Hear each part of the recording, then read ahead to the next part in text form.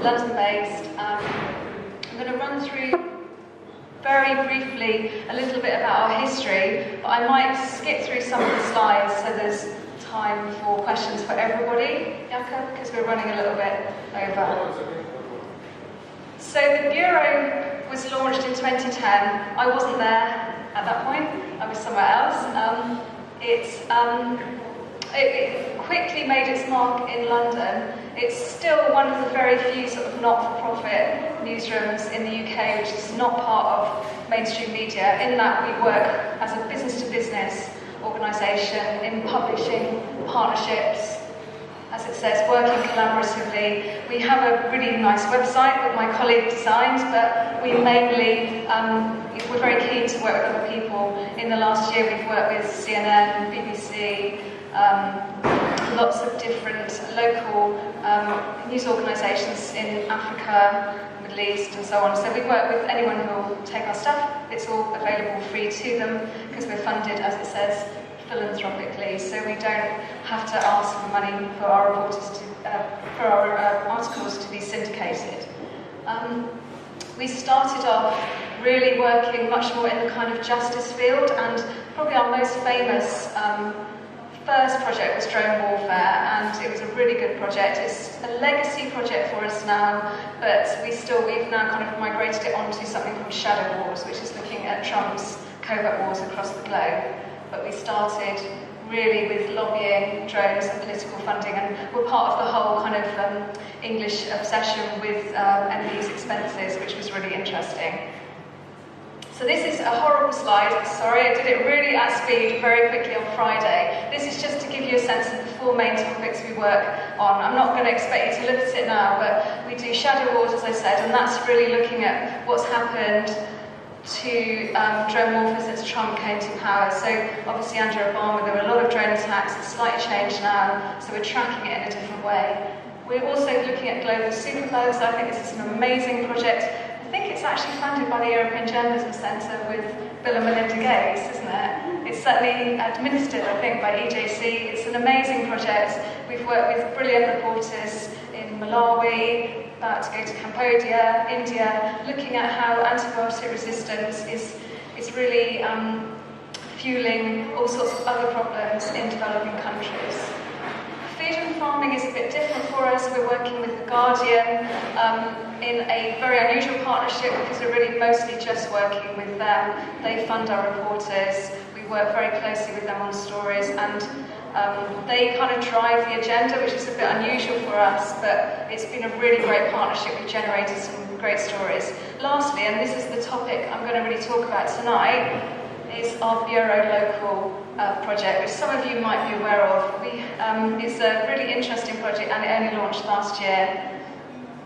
So this is the Bureau Local. It launched just before the general election in the UK last year. And the reason for launching it was because there was this dire state of local journalism in the UK. I imagine it's replicated to some extent across the rest of Europe. There are other organisations in this space, like the BBC, and Grant talked a bit about the BBC's local journalism work, and Trinity Mirror, which is another big news organisation. So there's kind of three organisations really trying to stem some of the malaise in local news in the UK. And we're really proud of our place in that, but we do want to acknowledge what other people are doing as well. So as you can see, it's been a pretty awful time for local news in the UK.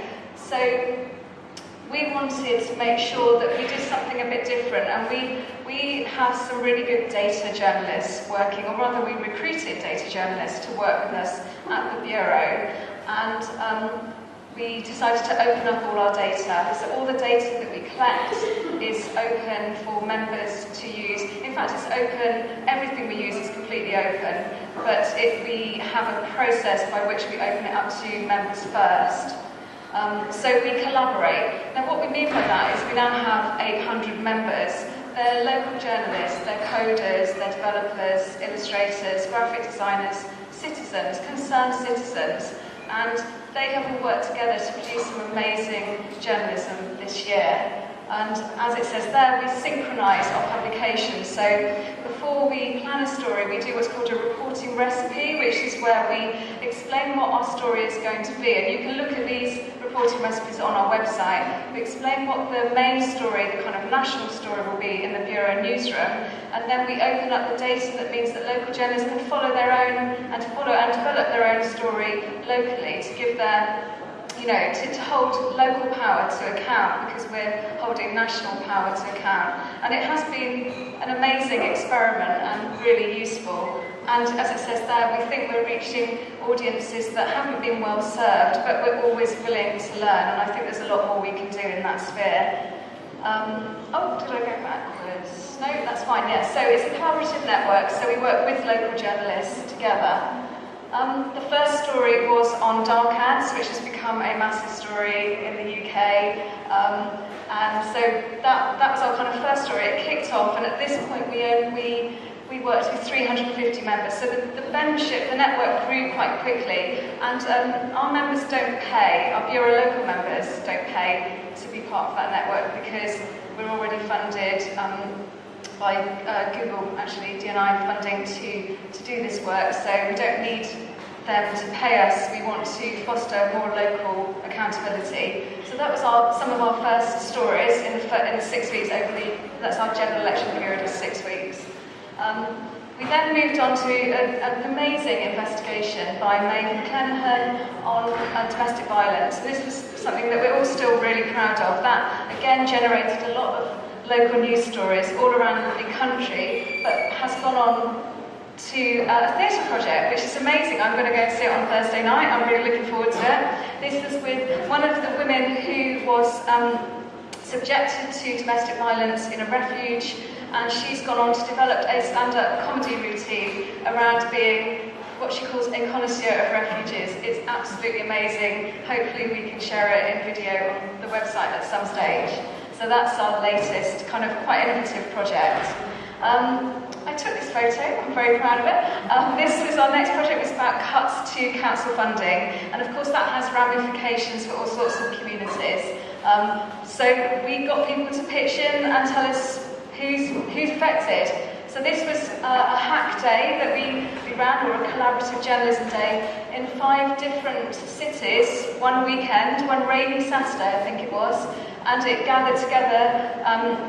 The Bureau local journalists went out and ran the hack days, and then we gathered in local people, and they were really interesting, academics, people who were in public service who wanted to pitch in and help us, local journalists, and it has led to a tremendous amount of impact. The story on Northamptonshire, which I think was the first story that showed that a local council was almost on the point of going bankrupt, which means it wouldn't have any more money. So that was a really, really important story, and it's led to stories since then. This was a story with the Bristol Cable, and we heard from Bristol Cable at the Impact Academy today. So this was unusual in that this story came from the grassroots. It was looking at how British people from minority ethnic backgrounds were being stopped by the police, and they were being asked to prove their immigration status. So we worked with the Bristol Cable to develop that story. So that story came from the West Country to the national arena, and then back out again to our other local and regional partners. And it was a fantastic story. I was really proud of that.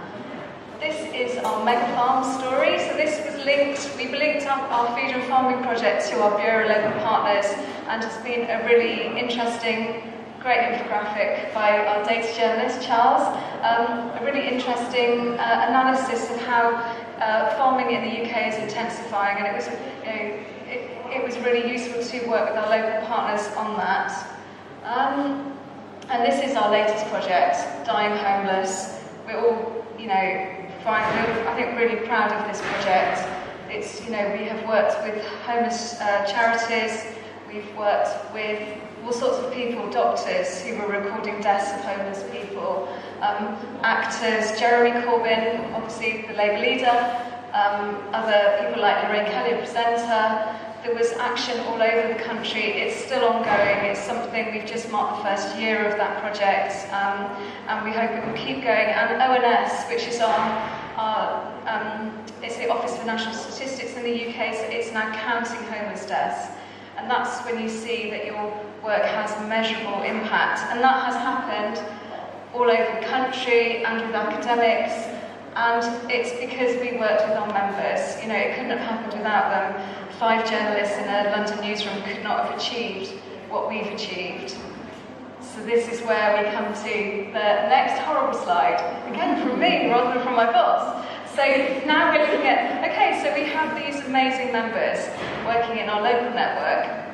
How can we take that global? We're a global, we work on global issues like superbugs, we work on drone warfare, we work on food and farming not just in the UK but in India and the US and lots of other places.